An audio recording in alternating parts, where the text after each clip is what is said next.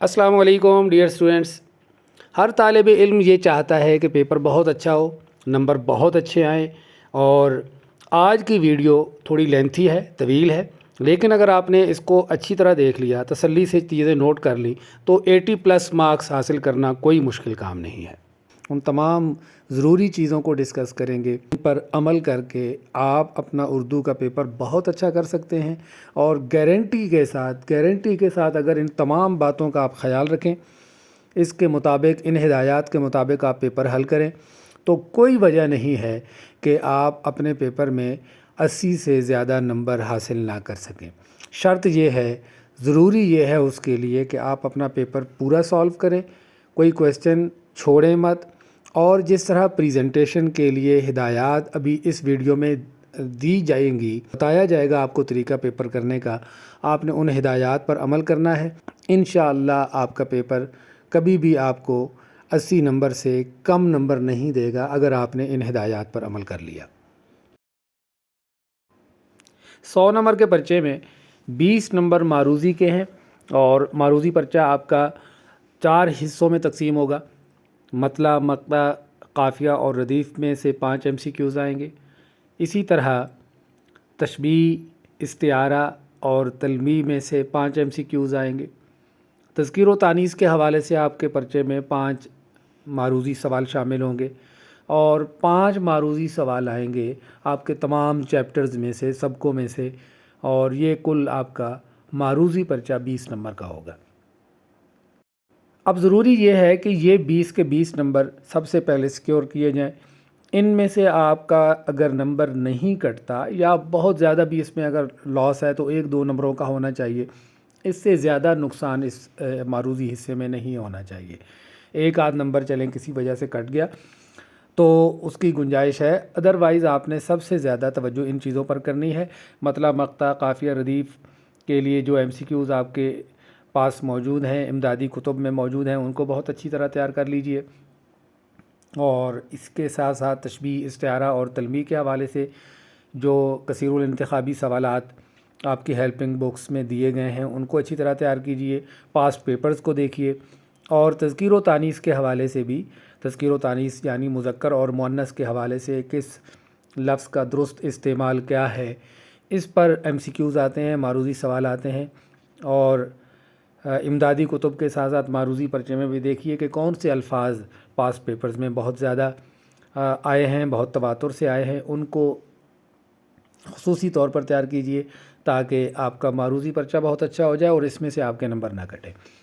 उसके बाद आपके सवालिया पर्चे का मरकज़ी हिस्सा आता है इंशाई तर्ज़ का जो पेपर है। ये 80 नंबर का पेपर है और इस हिस्से में 14-15 नंबरों से ज़्यादा नंबर नहीं कटने चाहिए और ये मुमकिन है। ऐसा नहीं कि ये कोई बहुत बड़ी रॉकेट साइंस है।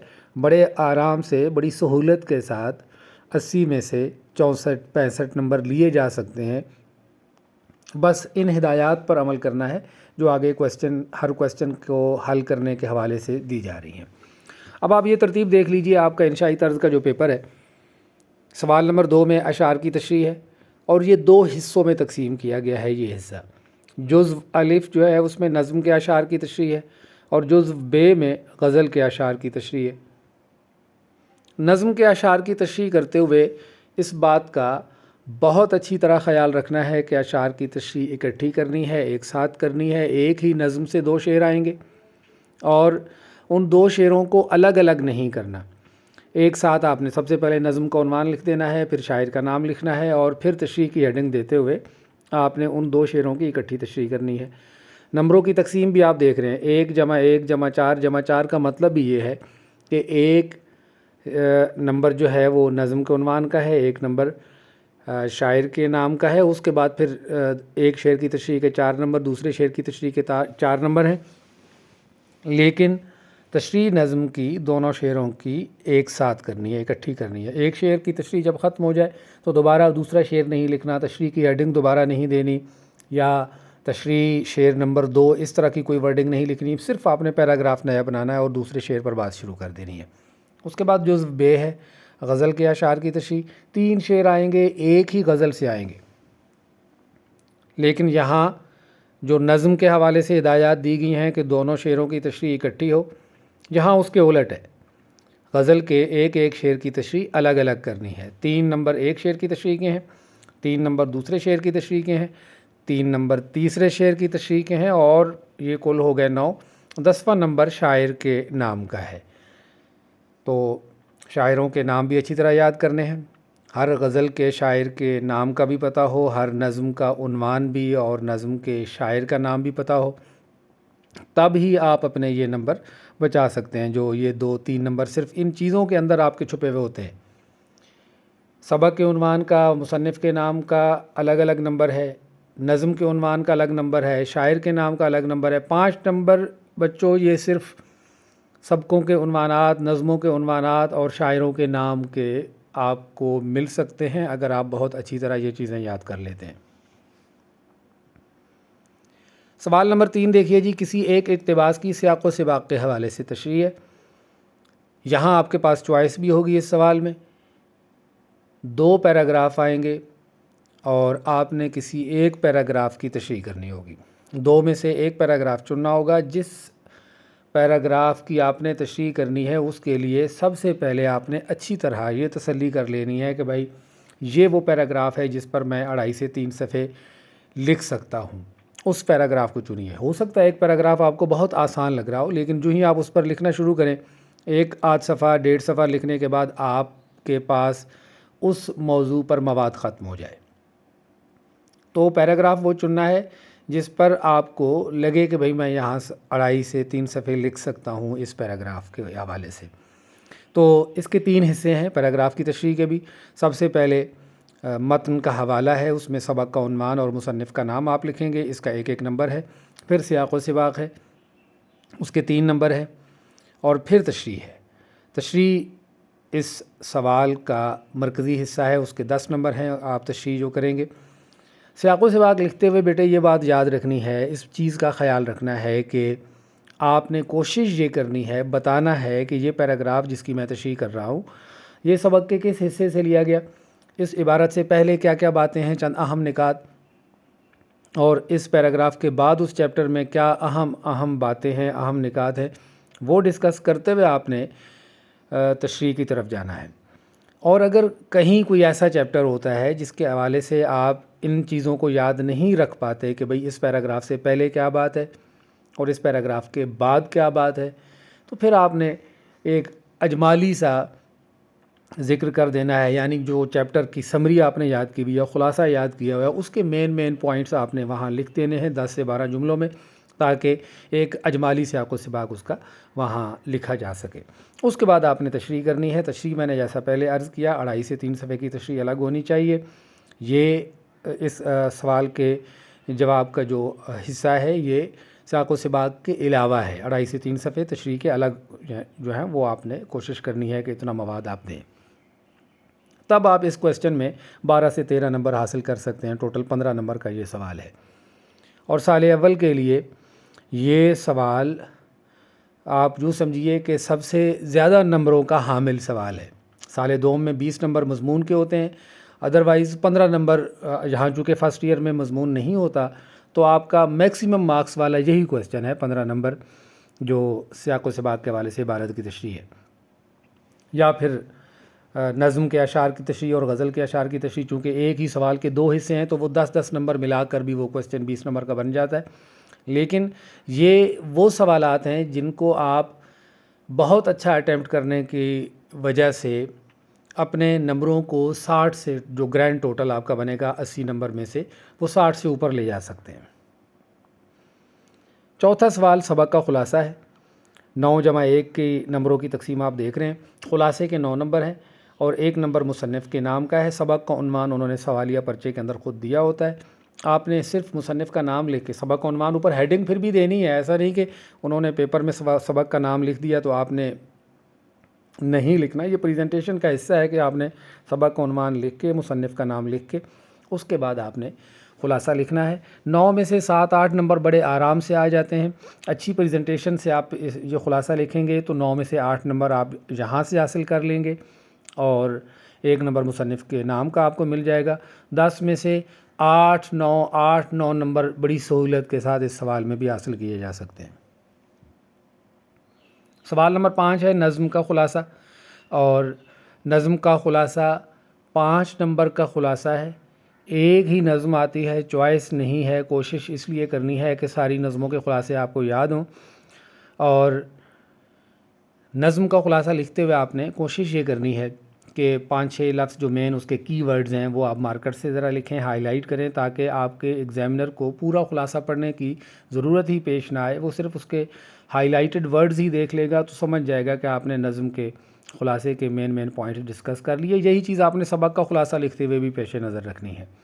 وہاں بھی آپ نے صرف اس کے مین جو ورڈز ہیں، کی ورڈز ہیں، وہ اگر ہائی لائٹ کر دیے، مارکر سے لکھ دیے، تو آپ کا ایگزامنر آپ کے اس سوال کے آنسر کو مکمل طور پر نہیں پڑھے گا۔ اس کی مین باتیں وہ خود ہی دیکھ لے گا کہ ڈسکس کی جا چکی ہیں۔ چھٹا سوال ہے جی مکالمہ یا روداد یا روزنامچہ۔ عموماً اس سوال میں چوائس ہوتی ہے، اور عموماً جو چوائس آتی ہے وہ مکالمے اور روداد میں آتی ہے۔ روزنامچہ بہت کم آتا ہے، لیکن اس کو بھی دیکھنا ضرور ہے۔ مکالمے اور روداد میں چوائس ہوتی ہے، اور اکثر بچے مکالمے کی ہی طرف جاتے ہیں، مکالمے کو اٹیمپٹ کرتے ہیں، اور وہ چوائس پر بعض اوقات تیاری کرتے ہوئے بھی روداد کو چھوڑ دیتے ہیں۔ آپ نے تیاری کرتے ہوئے مکالمے اور روداد دونوں میں سے کسی ایک چیز کو چھوڑنا نہیں ہے، دونوں چیزیں تیار کرنی ہیں۔ پھر آپ نے فیصلہ پیپر اٹیمپٹ کرتے ہوئے کرنا ہے کہ آپ نے اب کس چیز کو چھوڑنا ہے اور کیا چیز آپ نے لکھنی ہے۔ مکالمہ عموماً بچے زیادہ لکھتے ہیں، اس لیے مکالمے کے حوالے سے یہ بات یاد رکھیے کہ مکالمے کی زبان معیاری زبان ہو، اور صرف ایسے دوستانہ گپ شپ کے انداز میں مکالمہ نہ ہو۔ پنکچویشن کا بہت اچھا خیال رکھنا ہوتا ہے۔ رموز اوقاف کو آپ کا ایگزامنر بہت احتیاط سے دیکھتا ہے مکالمے میں، اس میں غلطیاں نہیں ہونی چاہیے۔ یعنی سوالیہ جملہ ہے تو اس کے آخر میں سوالیہ کی علامت آنی چاہیے، کویسچن مارک آنا چاہیے۔ اس کے علاوہ جہاں ندائیہ ہے، جہاں استجابیہ ہے، جہاں سکتہ کی علامت آنی ہے، کوما آنا ہے، وہ تمام رموز اوقاف اپنی اپنی جگہ پر وہاں پہ لگے ہوئے ہونے چاہیے۔ اس کے بعد سوال نمبر 7 ہے جی درخواست اور رسید میں سے کوئی ایک چیز آتی ہے۔ یہاں اس سوال میں چوائس نہیں ہے، درخواست آئے گی تو پھر آپ کے پیپر میں رسید نہیں آئے گی، رسید آ گئی تو پھر آپ کے پیپر میں درخواست نہیں آئے گی۔ اس لیے دونوں چیزیں اچھی طرح تیار کرنی ہے، الگ الگ سے تیار کرنی ہے، اور کوشش کرنی ہے کہ جس حصے کے لیے الگ سے مختص نمبر ہے وہ آگے ابھی ہم اس کویسچن کو دیکھیں گے، وہاں پہ یہ چیز ڈسکس کریں گے کہ کس حصے کے کتنے نمبر ہیں، تو اس حصے کو چھوڑنا نہیں ہے۔ ہر حصہ آپ کے لیے ضروری ہے کہ جس حصے کا الگ سے کوئی نمبر مخصوص ہے۔ اور آخری کویسچن آپ کے پیپر کا 8واں جو سوال ہے یہ تلخیص ہے، اور یہ پریسی ہے۔ ایک عبارت ان سین عبارت ہوتی ہے، کہیں سے بھی کوئی عبارت وہ آپ کے پیپر میں دے سکتے ہیں، آپ نے اس کی تلخیص کرنی ہوتی ہے اور ایک عنوان دینا ہوتا ہے۔ اب یہ دیکھیے جی نظم کے اشعار کی تشریح آپ کے سامنے پیج آ چکا ہے۔ یعنی جب آپ نے سوال نمبر 2 شروع کرنا ہے تو نظم کی تشریح ہونی کیسے چاہیے، کون سا حصہ آپ نے مارکر سے لکھنا ہے، کون کون سے لفظ مارکر سے ہونے چاہیے، یہ آپ کے سامنے یہ پیج ظاہر کر رہا ہے۔ مطلب دیکھیے کہ تشریح طلب اشعار سب سے اوپر ہیڈنگ ہے یہ مارکر سے۔ اس کے بعد جو 2 شعر آپ کے پیپر میں آئے ہوئے ہیں تشریح کے لیے، وہ پورے شعر لکھنے کی ضرورت نہیں ہے، بس شعر کے ابتدائی 2 3 لفظ لکھیے، اور اس کے بعد آپ اپنے اس سوال کا جواب شروع کر دیجئے۔ سب سے پہلے آپ نے نظم کا حوالہ دینا ہے۔ نظم کے حوالے میں کیا چیز آئے گی؟ سب سے پہلے نظم کا عنوان آپ نے لکھنا ہے، پھر آپ نے شاعر کا نام لکھنا ہے۔ آپ دیکھ رہے ہیں بیٹے یہ نظم سامنے حمد، پھر شاعر، اس کے سامنے لکھا ہوا ہے امیر مینائی، یہ بولڈ فونٹ میں لکھے ہوئے ہیں۔ بولڈ فونٹ میں لکھا ہونے کا مطلب یہ ہے کہ آپ نے یہ چیزیں مارکر سے لکھنی ہیں۔ پھر نیچے تشریح کی ہیڈنگ آپ دیکھ رہے ہیں، بولڈ فونٹ میں آپ نے تشریح کی ہیڈنگ مارکر سے دینی ہے۔ اس کے بعد آپ کی تشریح شروع ہو جائے گی اس شعر کی، پہلا شعر پھر دوسرا شعر، لیکن نظم ہے تو ایک شعر کی تشریح ختم ہوتے ہی آپ نے دوسرے شعر کی صرف پیراگراف نیا بنانا ہے، دوسرے شعر کی تشریح شروع کر دینی ہے۔ آپ دیکھ رہے ہیں یہاں پہ اوپر جو ہدایات دی گئی ہیں کہ سب سے پہلے آپ نے شاعر کا تعارف دینا ہے، اس میں شاعر کے اسلوب پر آپ نے 2 4 جملے لکھنے ہیں۔ یہ نہیں بتانا شروع کر دینا کہ شاعر کب پیدا ہوئے، کہاں پیدا ہوئے، کہاں سے تعلیم حاصل کی، یہ غیر ضروری چیزیں ہیں۔ صرف آپ نے شاعر یہ بتانا ہے کہ بھئی تشریح طلب شعر، حالانکہ اوپر آپ ذکر کر چکے ہیں کہ یہ حمد کے شعر ہے، امیر مینائی کے شعر ہے، لیکن آپ نے تشریح شروع کرتے ہوئے پہلا جملہ دوبارہ سے یہی لکھ دینا ہے کہ تشریح طلب شعر امیر مینائی کی نظم حمد سے لیے گئے ہیں، اور اس کے بعد امیر مینائی کے اسلوب پر ایک دو جملے۔ یہ امدادی کتب میں موجود ہے، اسلوب بھی لکھا ہوا ہے، آپ کی کتابوں میں شاعروں کے جو تعارف پر ایک ایک دو دو پیراگراف دیے گئے ہیں، وہاں بھی ان کے اسلوب پر ایک دو جملے مل جائیں گے آپ کو۔ اس کا ذکر کرتے ہوئے آپ نے تشریح پہ آ جانا ہے۔ پہلے شعر میں شاعر کہتے ہیں کہ اس کے بعد آپ نے آگے جو جگہ یہ لائن آپ کو انڈیکیٹ کر رہی ہے کہ یہاں آپ نے پہلے شعر کی تشریح لکھنی ہے۔ اسی طرح آپ دیکھ رہے ہیں کہ پھر دوسرے شعر پر جب آپ نے بات شروع کرنی ہے تو صرف آپ نے پیراگراف نیا بنانا ہے، اور دوسرے شعر میں شاعر کہتے ہیں کہ یہ لکھتے ہوئے آپ نے دوسرے شعر کو ڈسکس کر لینا ہے تفصیل کے ساتھ۔ کم سے کم اب دیکھیے کہ تشریح کتنی ہونی چاہیے، نظم کے اشعار کی تشریح کی 3 صفحات کم سے کم ہونے چاہیے۔ ہم عموماً یہ کلاسز میں بھی چیزیں ڈسکس کرتے ہیں، بھی ایک شعر کی تشریح 1 سے 1.5 پیج تو لازماً ہونی چاہیے۔ اب 2 شعر ہے تو 1.5 پیج ایک شعر کی تشریح، 1.5 پیج دوسرے شعر کی تشریح، تو تقریباً اتنی لینتھ ہونی چاہیے۔ یہ کوئی اسٹینڈرڈ نہیں ہے، اس سے کم میں بھی آپ نے اس کی تشریح اچھی کر دی اور اس کے تمام جو ضروری پوائنٹس ہیں وہ ڈسکس کر دیے تو وہ آپ کا ایگزامنر اس کو کنسیڈر کرے گا۔ لیکن ایک عمومی جو مزاج ہوتا ہے ایگزامنر کا، وہ یہ بھی دیکھتا ہے کہ بچے نے اس شعر کی تشریح کرتے ہوئے ان باتوں کو، ان نکات کو کتنی تفصیل کے ساتھ ڈسکس کیا ہے، اس لیے یہ لینتھ آپ نے پیش نظر رکھنی ہے۔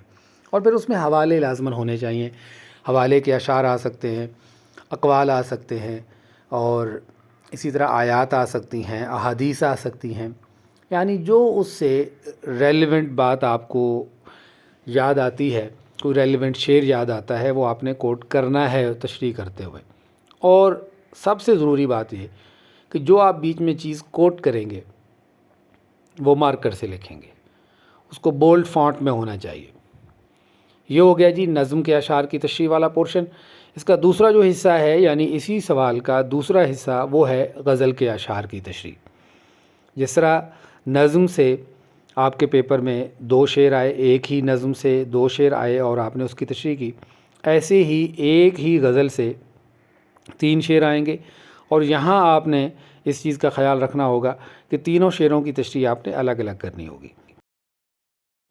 آپ دیکھ رہے ہیں کہ آپ کے سامنے مومن خان مومن کی غزل سے یہ شعر لکھے ہوئے ہیں، دو اوپر اس کے ابتدائی 2-3 لفظ لکھے ہوئے ہیں۔ یہی ترتیب آپ نے پیپر میں رکھنی ہے، پورے شعر لکھنے کی ضرورت نہیں ہے، تمام کے تمام اس کے الفاظ لکھنے کی ضرورت نہیں ہے۔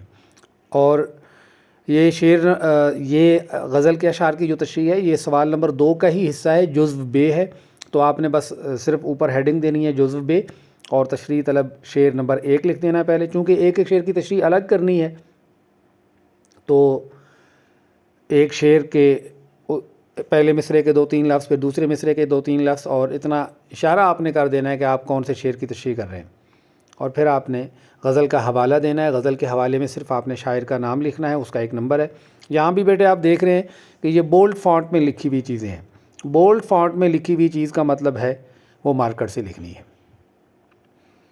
غزل کی تشریح کرتے ہوئے، غزل کے اشعار کی تشریح کرتے ہوئے شعر کا مفہوم بھی لکھنا ہے، تو کوشش کر لیں کہ اپنی امدادی کتب سے اشعار کے مفہوم یاد کر لیں، ورنہ شعر کے اوپر تھوڑی سی آپ توجہ دیں گے، غور کریں گے، تو شعر کا مفہوم خود آپ پر واضح ہو جائے گا، اور اسی کو آپ نے یہاں لکھ دینا ہے۔ 1-2 سطروں میں، 1-2 جملوں میں آپ نے مفہوم لکھنا ہے، پھر آپ نے تشریح پر آ جانا ہے۔ مفہوم کا الگ سے نمبر نہیں ہے، لیکن یہ ضروری ہے اس کے لیے، تاکہ اسے تشریح کرتے ہوئے آپ کے سامنے ایک اس کا مرکزی نقطہ، مرکزی خیال آ جائے کہ آپ نے کن باتوں کو ڈسکس کرنا ہے تشریح کرتے ہوئے۔ تشریح رٹی نہیں جا سکتی، رٹا نہیں لگایا ہوا ہوتا آپ لوگوں نے۔ ظاہر ہے کہ یہ آپ کی تخلیقی صلاحیت کی ایک دلیل ہوتی ہے کہ آپ کسی شعر کو کتنی ڈیٹیل میں، کتنے اچھے انداز میں، کتنے مفصل انداز میں بیان کر سکتے ہیں۔ تو پھر مفہوم ہی تھوڑی ہیلپ کرتا ہے کہ آپ کے سامنے وہ 1-2 سطروں میں مین باتیں لکھی ہوئی آ جاتی ہیں، اور انہی کو آپ آگے ایکسپلین کرتے جاتے ہیں۔ شروع میں تعارف، جیسا نظم کے حوالے سے میں نے کہا تھا، یہاں بھی شاعر کے تعارف میں آپ نے جو 2-4 باتیں لکھنی ہیں، اس میں اس کے اسلوب کو زیادہ فوکس کرنا ہے۔ اس کے بعد آپ نے تشریح کرنی ہے. تقریباً ایک شعر کی تشریح 1.5 سے 2 صفحات. اس میں بھی حوالے ہونے چاہیے. ریفرنس کا شعر بھی ہو سکتا ہے, ریفرنس میں کوئی کوٹیشن بھی ہو سکتی ہے, کوئی قرآنی آیت یا حدیث بھی ہو سکتی ہے.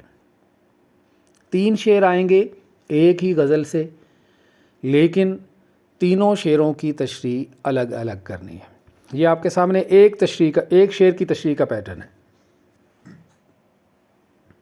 یہ جو پیج ہے آپ کے سامنے ڈسپلے ہے, یہ ایک شعر کی تشریح کا پیٹرن آپ کے سامنے شو کر رہا ہے.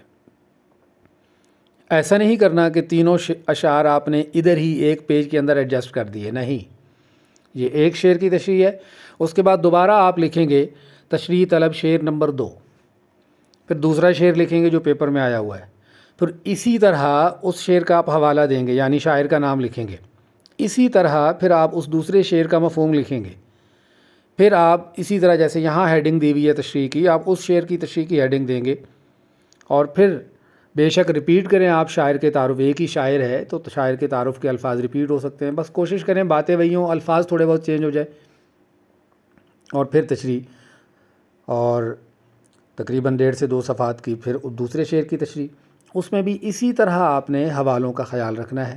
1-2 حوالے لازماً ہونے چاہیے ایک پیج پر, اور ایک پیج پر ایک حوالہ, دوسرے پر دوسرا حوالہ, تو کم سے کم جو 2 حوالوں کی شرط یہاں پہ لکھی ہوئی ہے وہ پوری ہو جاتی ہے.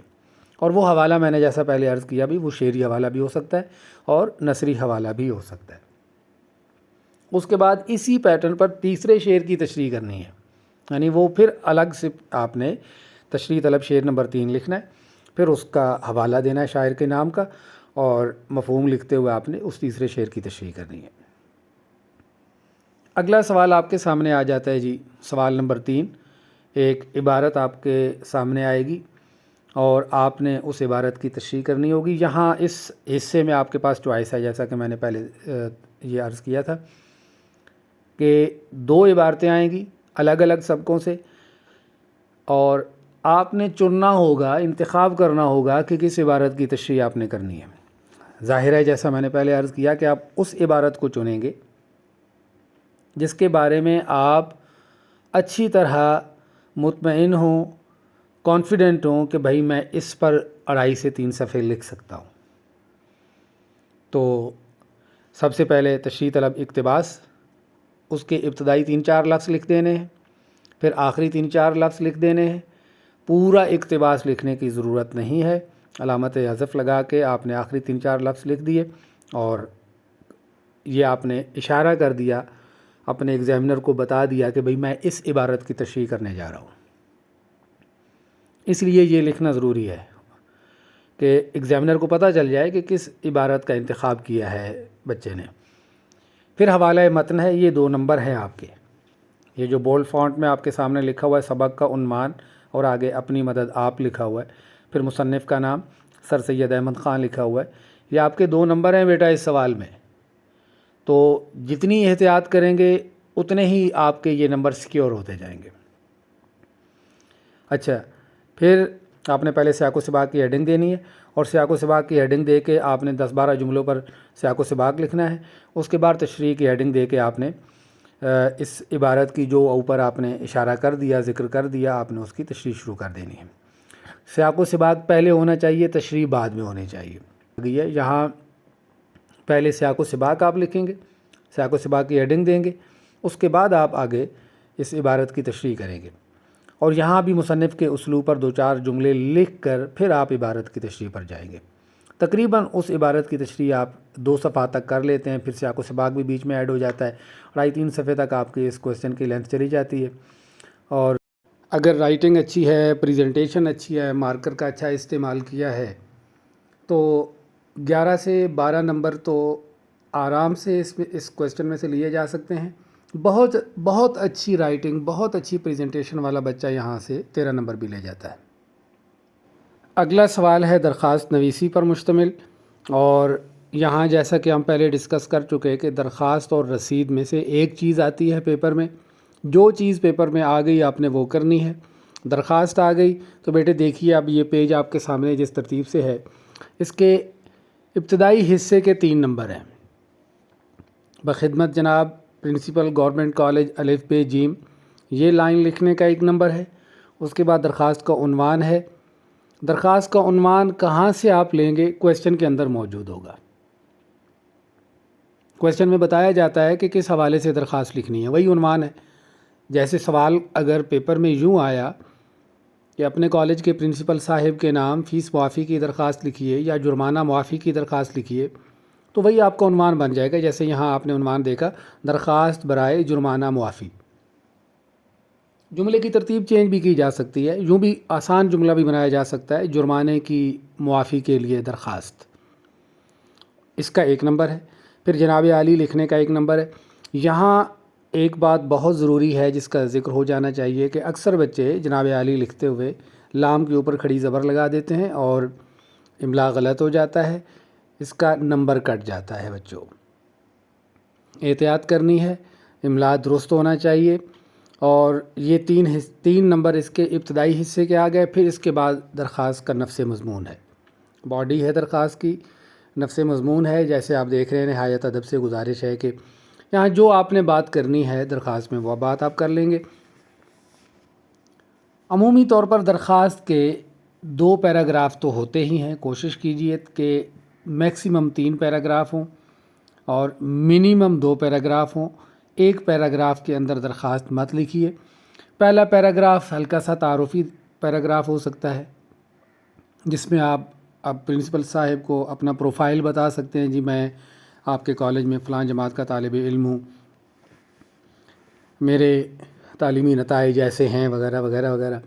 2-3 جملے اس پر آ جائیں گے۔ پھر آپ اپنے اصل مقصد پر آ جائیں گے جس کے لیے آپ درخواست لکھ رہے ہیں۔ وہ ذرا ڈیٹیلڈ پیراگراف ہوتا ہے، ذرا تفصیل سے آپ اس میں بات کرتے ہیں، اپنی جو گزارش آپ نے ان کے حضور رکھنی ہے، اپنی اس گزارش پر، اپنی اس درخواست پر آپ بات کرتے ہیں۔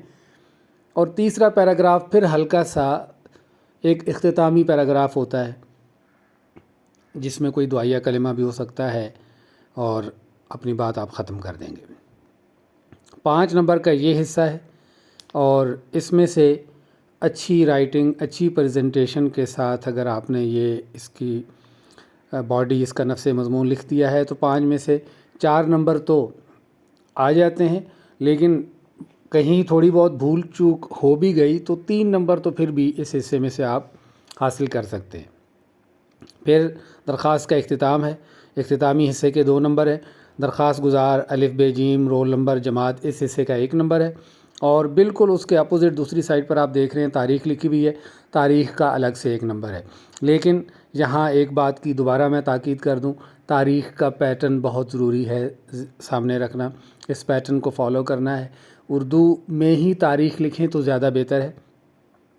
پیٹرن یہی ہونا چاہیے، جیسے پہلے آپ نے تاریخ لکھی، پھر آپ نے ایک سیپریٹر دیا، ٹھیک ہے، سیپریٹر یہ جو سلیش ہے، اس کے بعد آپ نے اردو میں مہینے کا نام لکھا، پھر آپ نے اردو ہندسوں میں سال لکھ دیا۔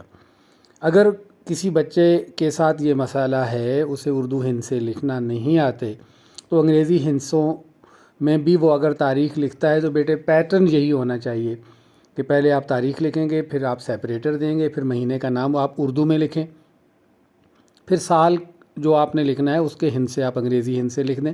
وہ بھی کسی مجبوری کی صورت میں کوشش کریں کہ تاریخ اردو میں ہی اسی پیٹرن پر اردو ہندسوں میں لکھی جائے۔ یہ درخواست ہے جی، اس تاریخ کا الگ 1 نمبر ہے، یہ درخواست گزار اور نام رول نمبر جماعت والے حصے کا الگ 1 نمبر ہے۔ 2 نمبر اختتام کے ہیں۔ آغاز پر میں نے شروع میں عرض کر دیا کہ اس کے 3 نمبر ہیں، بخدمت جناب اور عنوان اور جناب عالی، ان کا الگ الگ 1 نمبر ہے۔ 5 نمبر یہ ہو گئے۔ 5 نمبر اس کے نفس مضمون کے ہیں۔ نفس مضمون میں سے میں نے یہ گزارش کی کہ آپ 3 نمبر ہی تصور کر لیجئے کہ آپ کے 3 نمبر آ گئے نفس مضمون میں سے، اور باقی حصوں میں آپ نے اگر کوئی غلطی نہیں کی، ٹھیک ہے، یہ مین بات ہے کہ غلطی نہیں کی تو نمبر نہیں کٹے گا۔ تاریخ درست پیٹرن میں لکھی ہوئی ہے، نمبر نہیں کٹے گا۔ جناب عالی میں آپ نے غلطی نہیں کی، املا کی، نمبر نہیں کٹے گا۔ 5 نمبر وہ آپ نے سکور کر لیے۔ نفس مضمون میں سے 3 نمبر بھی آ گئے تو درخواست میں آپ 8 نمبر لے سکتے ہیں۔ اب درخواست اگر نہیں آتی پیپر میں تو رسید آئے گی، ٹھیک ہے، کوئی چوائس نہیں ہے، اب رسید لکھنی ہے۔ ایسا نہیں ہو سکتا جی کہ آپ یا رسید لکھ لیں یا درخواست لکھ لیں، آئے گی ہی ایک چیز، تو اب رسید آ گئی، درخواست نہیں آئی تو درخواست مائنس ہو گئی، اب رہ گئی رسید۔ یہی نمبروں کی تقسیم آپ دیکھ لیجئے، بس صرف فرق یہ ہے کہ یہاں آغاز میں 2 نمبر ہیں، اختتام کے 3 نمبر ہیں۔ درخواست میں آغاز کے ابتدا کے 3 نمبر تھے اور اختتام پر 2 نمبر تھے۔ نفس مضمون اسی طرح 5 نمبر کا ہے یہاں رسید کا بھی۔ سب سے اوپر عنوان ہے جی رسید برائے وصولی قیمت، جو چیز بھی ہوگی پیپر میں وہ بتا دیں گے فلاں چیز کی قیمت کی رسید لکھیے، تو آگے اس چیز کا نام آ جائے گا۔ یہ پورا عنوان لکھنا ہے، اس عنوان کا 1 نمبر ہے۔ پھر یہ 3 الفاظ ہیں، باعث تحریر آن کے، املا کا دھیان رکھنا ہے، لفظ ایسے ہی ہونے چاہیے، باعث تحریر آن کے، اور اس کی جگہ بھی ایسی ہونی چاہیے۔ یہ مارکر سے تھوڑا ہائی لائٹ کر کے بولڈ کر کے لکھنے ہیں، یعنی پیج کے بالکل درمیان میں آپ دیکھ رہے ہیں کہ یہ لکھے ہوئے ہیں، عنوان بھی اور باعث تحریر آن کے بھی۔ یہ اس کا آغاز ہے، اس کا رسید برائے وصولی قیمت کار یا رسید برائے وصولی قیمت موٹر سائیکل، جو بھی جس چیز کی بھی رسید ہے، یہ عنوان لکھنے کا 1 نمبر ہے۔ اس کے بعد باعث تحریر آن کے یہ لکھنے کا 1 نمبر ہے۔ آغاز کے یہ 2 نمبر ہو گئے، باقی 3 نمبر اختتام پہ ہیں، جب ہم وہاں پہنچیں گے تو اس پر ہم بات کریں گے۔ اس کا اگلا جو مرحلہ ہے وہ اس کے نفس مضمون کا ہے۔ یہاں بچوں 3 باتوں کا ذکر بہت ضروری ہے، یعنی رسید ہے نا، اور رسید کے بارے میں یہ پتہ ہونا چاہیے کہ رسید ہمیشہ وہ شخص لکھتا ہے جو کوئی چیز بیچ کر اس کے بدلے میں پیسے وصول کر رہا ہے۔ ضروری نہیں کہ چیز بیچی ہو، خرید و فروخت کے علاوہ بھی رسیدیں ہوتی ہیں، وظیفے کی رسید ہے، کرائے کی رسید ہے، وہ اس میں قیمت نہیں آتی، لفظ بدل جائے گا، ٹھیک ہے۔ اب اگر آپ وظیفے کی رسید لکھ رہے ہیں تو پھر رسید برائے وصولی قیمت وظیفہ نہیں ہوگا، لفظ قیمت ہٹ جائے گا اور آپ وہاں لکھ دیں گے رسید برائے وصولی وظیفہ۔ اب کرائے کی وصولی کی رسید لکھ رہے ہیں تو وہاں بھی لفظ قیمت نہیں آئے گا، رسید برائے وصولی قیمت کرایہ ایسا نہیں لکھنا، رسید برائے وصولی کرایہ آ جائے گا، لفظ قیمت ہٹ جائے گا بیچ میں سے۔ ایسے ہی مالیہ اور آبیانہ ہے، ٹھیک ہے، وہاں بھی آپ لفظ قیمت کی جگہ پر مالیہ اور آبیانہ لکھ دیں گے۔ اب یہ جو نفس مضمون میں کہہ رہا ہوں، یہاں 3 چیزوں کا ذکر ضروری ہے۔ سب سے پہلے تو یہ بتانا ہے کہ بھئی کتنے پیسے وصول کیے۔ بچوں یاد رکھیے، رسید ہمیشہ وہ شخص لکھے گا جو پیسے وصول کر رہا ہے اور پھر وہ رسید لکھ کر دے رہا ہے، پروف دے رہا ہے کہ ہاں یہ پیسے، یہ اماؤنٹ میں نے وصول کر لی ہے۔ وصول کنندہ لکھے گا رسید، تو سب سے پہلے وہ یہ بتائے گا کہ کتنے پیسے وصول کیے، ٹھیک ہے، اور پھر اس کا اپنا ایک پیٹرن ہے، رقم لکھے گا، پھر کوشش یہ کرنی ہے کہ وہ ورڈز میں بھی ہو، نمبرز میں بھی ہو، پھر اس کا ہاف بھی اسی طرح ورڈز اور نمبرز میں دونوں میں ہو۔ دوسری چیز میں نے کہا یہاں 3 چیزوں کا ذکر ضروری ہے۔ سب سے پہلے یہ کہ کتنے پیسے لیے، پھر یہ بتانا ہے کہ وہ پیسے، وہ قیمت کس چیز کی ہے، کس سلسلے میں وہ پیسے لیے۔ بابت قیمت کے جو 2 لفظ لکھے ہوئے ہیں یہ ظاہر کریں گے کہ یہ پیسے کس سلسلے میں وصول کیے گئے۔ وہ لکھنے کے بعد پھر آپ نے یہ بتانا ہے کہ یہ پیسے کس شخص سے وصول کیے ہیں۔ اذاں جناب کے 2 لفظ یہ ظاہر کر رہے ہیں کہ یہ وہ صاحب ہیں، یہ وہ جناب ہیں جن سے یہ پیسے میں نے وصول کیے ہیں۔ یہ 3 چیزیں نفس مضمون میں لکھنا ضروری ہیں۔ 5 نمبر ہے، اور اب آپ نے پہلے لکھ دیا جی کہ فرض کیجئے موٹر سائیکل کی قیمت کی رسید ہے، تو آپ نے لکھ دیا جی کہ مبلغ 1 لاکھ روپے، نصف جن کے 50,000 روپے ہوتے ہیں، بابت قیمت موٹر سائیکل، پھر موٹر سائیکل کی اسپیسیفکیشن آ جائے گی، اس کا ماڈل آ جائے گا، اس کا رنگ آ جائے گا، اس کی کمپنی آ جائے گی، رجسٹریشن نمبر وغیرہ آ جائے گا۔ Registration number, engine number, chassis number میں سے 2-3 نمبر آپ لکھ دیں۔ پھر اس کے بعد یہ پیسے کس شخص سے لیے، موٹر سائیکل بیچی کس کو، پیسے کس سے لیے، اذاں جناب میں اس کا نام، اس کی ولدیت، اس کا پتہ آ جائے گا، اور یہ پیسے وصول پا کر رسید لکھ دی ہے تاکہ سند رہے اور بوقت ضرورت کام آئے۔ یہ نفس مضمون ہے، اس کے 5 نمبر ہیں۔ اس کے بعد اس کا آپ حصہ دیکھیے، اختتامی حصہ۔ العبد وہ شخص ہے جو رسید لکھ رہا ہے، پیسے وصول کیے اور رسید لکھی، تو اس کا نام، ولدیت، پتہ، شناختی کارڈ نمبر آ جائے گا۔ دستخط کی جگہ لفظ دستخط لکھ کر سامنے اس کے دستخط میں بے شک نام لکھ دیں، لیکن جہاں کچھ نہ کچھ لکھنا ضروری ہے۔ اس کا 1 نمبر ہے۔ اتنا حصہ لکھنے کا العبد کے حوالے سے جو ڈیٹیل ہے اس کا 1 نمبر ہے۔ پھر دائیں اور بائیں آپ دیکھ رہے ہیں کہ گواہ شد 2 گواہ ہیں، ایک طرف ایک گواہ، ایک طرف دوسرا گواہ، تو ان گواہوں کی ڈیٹیل آئے گی، اسی طرح نام، بلدیت، پتہ، شناختی کارڈ نمبر وغیرہ، اس کا 1 نمبر ہے، دوسری طرف دوسرا گواہ آ گیا۔ اچھا ان کا آدھا آدھا نمبر ہے، گواہوں کا 2 گواہ لکھنے کا 1 نمبر ہے، یعنی ایک گواہ لکھا تو آدھا نمبر ملے گا، دوسرا چھوڑ دیا تو وہ آدھا نمبر آپ نے اپنا خود ضائع کر دیا، اور 2 گواہ لکھے تو 1 نمبر۔ اسی طرح آپ آخر میں دیکھ رہے ہیں کہ پھر تاریخ لکھی ہوئی ہے، جیسا کہ میں نے درخواست میں یہ گزارش کی تھی کہ پیٹرن کا خیال رکھنا ہے، تاریخ لکھتے ہوئے پیٹرن غلط نہیں ہونا چاہیے، اسی پیٹرن پر آپ نے تاریخ لکھنی ہے، تاریخ کا الگ 1 نمبر ہے۔ تو یہ اختتامی حصہ آپ دیکھ رہے ہیں 3 نمبر بن گئے، تاریخ کا 1 نمبر ہو گیا، العبد کے بعد جو نام، ولدیت، پتہ، شناختی کارڈ نمبر، دستخط، اس حصے کا 1 نمبر ہو گیا، 2 نمبر ہو گیا یہ کل۔ اب تیسرا جو نمبر ہے وہ گواہوں کا ہے، یعنی 2 گواہ آپ لکھیں گے، اور ایسا نہیں کہ صرف گواہ شد لکھ دیا، نام ولدیت لکھ دیا تو سامنے والا حصہ چھوڑ دیا، وہ سامنے وہاں لکھنا ہے، مثلا نام الف لکھ دیا، ولدیت بے لکھ دیا، پتہ سین شین لکھ دیا، کچھ نہ کچھ لکھنا ہے، اس کو خالی نہیں چھوڑنا، ایمپٹی نہیں چھوڑنا، بلینک چھوڑ کے آپ نے نہیں آنا اس کو۔ اوکے جی، تو یہ 3 نمبر اختتام کے ہیں، 2 نمبر میں نے آغاز کے حوالے سے بتائے تھے، عنوان کے اور باعث تحریر کے یہ جو 2 لائنیں ہیں ان کے 2 نمبر ہو گئے، 1 نمبر الگ الگ ہو گیا ان کا، تو آغاز اور اختتام کے ہو گئے 5 نمبر، بیچ میں رہ گیا نفس مضمون، نفس مضمون کے الگ ہو گئے 5 نمبر۔ اب پھر وہی بات یاد رکھنی ہے، آپ نے آغاز اور اختتام کے حوالے سے جو چیزیں دیکھی ہیں نا، یہ ان کے فکس نمبر ہیں، غلطی نہیں کریں گے نمبر نہیں کٹے گا، غلطی کی جس حصے میں جو غلطی کریں گے اس کا نمبر کٹتا جائے گا، نمبر کٹے گا جو عمومی طور پر جو کٹوتی ہوتی ہے وہ نفس مضمون میں ہوتی ہے، 5 نمبر کا نفس مضمون ہے، اس میں سے 1 نمبر کٹ جائے گا۔ آپ نے بہت کوئی غلطی کر دی، یعنی 3 چیزیں تو ڈسکس کرنی ہے نا، پیسے کتنے لیے، دوسری چیز کس سلسلے میں یہ پیسے لیے، تیسری چیز کس شخص سے لیے، ان 3 چیزوں کا ذکر کرنا ہے، اور کوشش کرنی ہے کہ بھئی یہ لفظ ایز اٹ از یاد کر لیں، املا کی کوئی غلطی نہ ہو، غلطی نہیں کریں گے تو نمبر نہیں کٹے گا، 5 میں سے 4 نمبر آ جائیں گے آرام سے، اگر مارکر سے یہ چیزیں ہائی لائٹ بھی کرنی ہے، ٹھیک ہے۔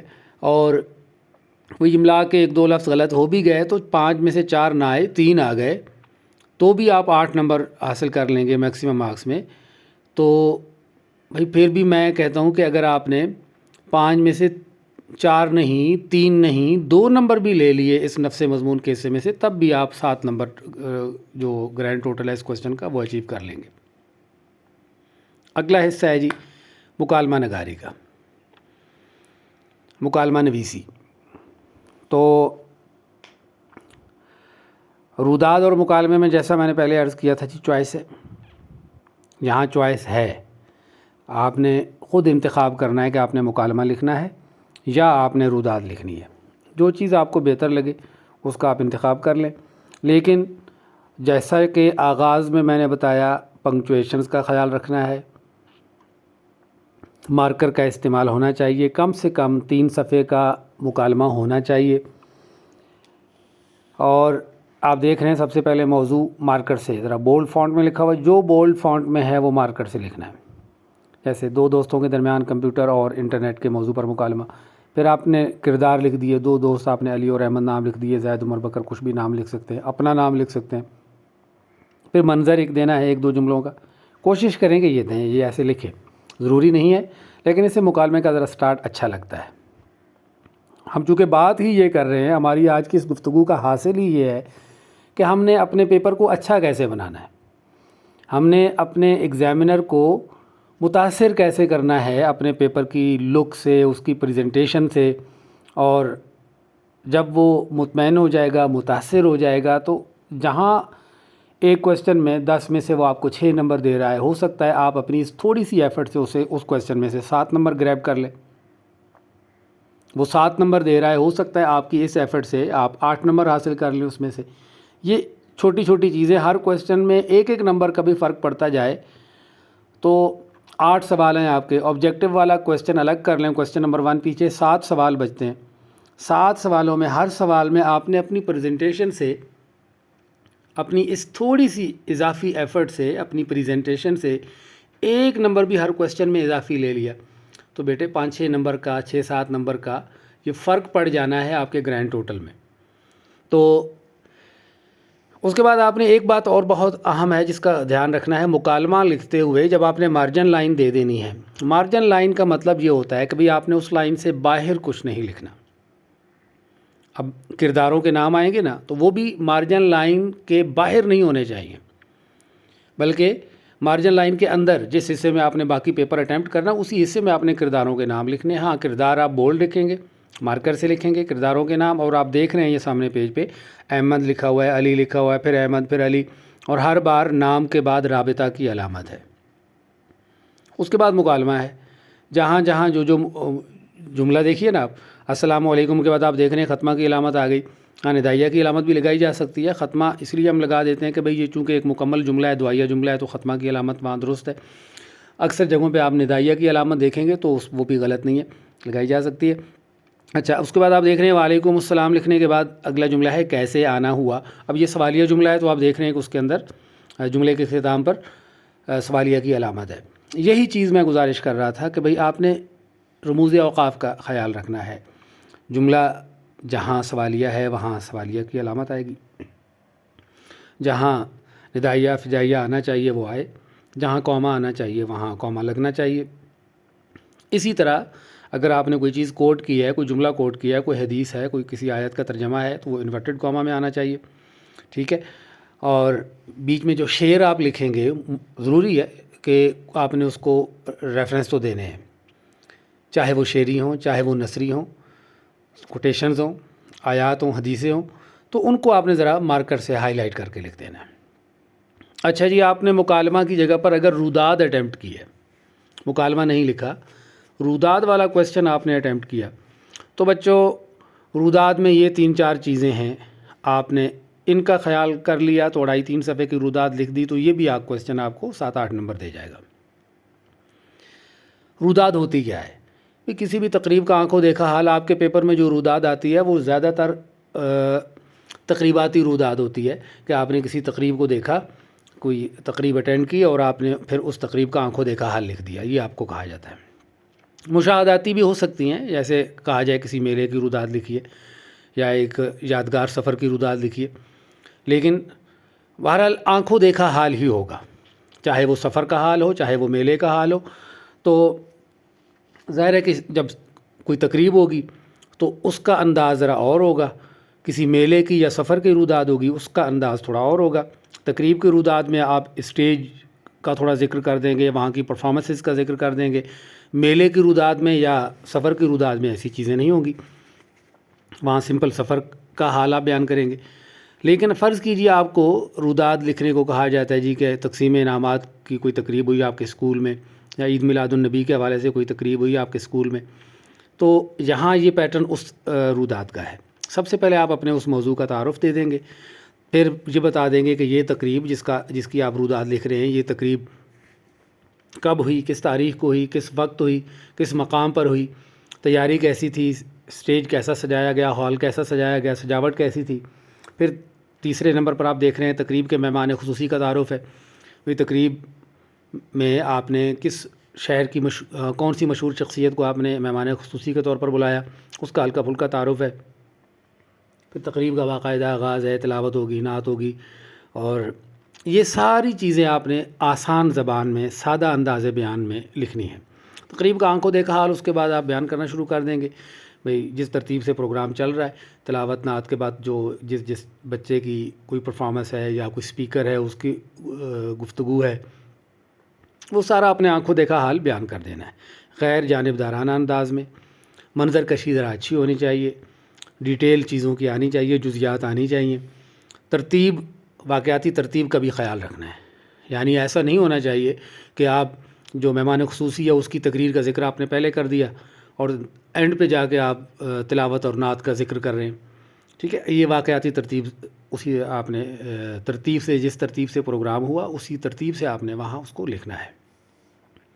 حوالے اسی طرح، یہاں بھی مجبوری ہے جی، حوالے تو ہم نے دینے ہیں، چاہے وہ شعری حوالے ہوں چاہے نثری حوالے ہوں۔ 3 پیج ہیں تو ہر پیج پر 1-2 حوالے لازماً ہوں، اشعار ہوں، احادیث ہوں، آیات ہوں، تو مارکر سے لکھنے ہیں، بولڈ کر کے لکھنے ہیں۔ 3 سے 4 صفحات کی لینتھ کافی ہے، 7-8 نمبر انشاءاللہ اس میں سے بھی آ جائیں گے۔ ہم یہ کوشش کر رہے ہیں کہ بھئی پیپر اس طرح ہو جائے، اس طرح اٹیمپٹ ہو کہ 10 نمبر کا جو کویسچن ہے وہ آپ کو میکسیمم 8 نمبر تو دے، یعنی اگر ہر کویسچن سے 2 نمبر بھی کٹیں تب بھی جو ڈیڈکشن ہے 80 میں سے وہ 14 نمبروں کی ہوگی، اور 80 میں سے 14 نمبر مائنس کر لیں تب بھی آپ 80 میں سے 66 نمبر لے رہے ہیں۔ ہم 2-3 نمبروں کی مزید گنجائش رکھ لیتے ہیں کہ آپ نے 66 نہیں، آپ نے 61 62 63 نمبر بھی لے لیے 80 میں سے، یعنی یہاں ہم بڑی اچھی خاصی چھوٹ رکھ رہے ہیں کہ جو 10 نمبر کا کویسچن ہے اس میں کسی میں آپ کے 8 آ گئے، کسی میں 7 آ گئے، تو آپ 62 63 پہ جا رہے ہیں، ادروائز 64 65 تو آرام سے آپ یہ نمبر لے رہے ہیں۔ لیکن آبجیکٹو میں اگر آپ نے نمبر اپنے سیکیور کیے تب ادھر آپ نے انشائی طرز کا پیپر بہت اچھا کر لیا، آبجیکٹو میں آپ نے کوئی بڑا لاس کر دیا، 20 میں سے آپ 14 پہ 15 پہ گر گئے، تو وہ لاس بچوں پھر کور نہیں ہو سکتا۔ اس لیے آبجیکٹو کی تیاری الگ سے بہت اچھی، بہت عمدہ تیاری ضروری ہے۔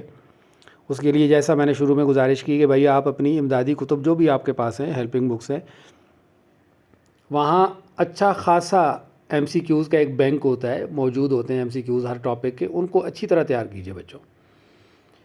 اور روداد نویسی اور مکالمے میں سے جو کویسچن آپ نے اٹیمپٹ کرنا ہے، لینتھ آپ کی 3 صفحات سے اوپر ہی جانی چاہیے اس کویسچن کی۔ اس کے بعد یہ آپ کے پیپر کا آخری کویسچن ہے تلخیص نویسی۔ یہ بھی 10 نمبر کا سوال ہے، 2 حصوں میں اس کو بھی تقسیم کیا گیا ہے، 2 نمبر عنوان کے ہیں، کوئی بھی عبارت آ سکتی ہے، یہ ان سین عبارت ہوتی ہے بچے، یہ چیز یاد رکھنی ہے، ضروری نہیں کہ آپ کی کتاب کے اندر سے ہی عبارت آئے گی، ٹیکسٹ بک سے عبارت نہیں ہوگی، ہیلپنگ بکس میں جو عبارتیں دی گئی ہیں ضروری نہیں کہ انہی میں سے آئے، کہیں سے بھی کوئی عبارت ایگزامنر اٹھا سکتا ہے۔ پاس پیپرز دیکھ لیجئے، اکثر ایسا ہوتا ہے کہ پاس پیپرز میں سے ہی کوئی نہ کوئی عبارت آ جاتی ہے۔ جو عبارت آئے آپ نے اس عبارت کو پہلے غور سے پڑھنا ہے، تسلی سے 2-3 بار عبارت کی ریڈنگ کرنی ہے، پھر اس کے مین پوائنٹس آپ نے الگ کہیں کسی رف پیج پر لکھ لینے ہیں کہ بھئی اس میں یہ مین پوائنٹس ہیں، یہ باتیں کی گئی ہیں۔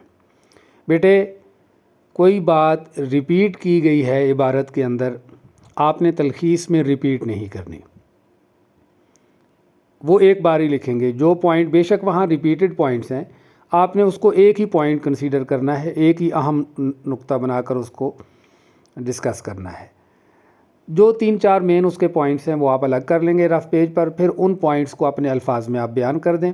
اتنا اس کو مختصر کرنا ہے، اس طرح اپنے الفاظ میں اس کو بیان کرنا ہے کہ اصل عبارت کا 1/3 باقی رہ جائے۔ اس کا آسان طریقہ تو یہ ہوتا ہے کہ آپ اصل عبارت کے کل جو الفاظ ہیں، وہ ٹوٹل جو ورڈز ہیں وہ کاؤنٹ کر لیں، گن لیں۔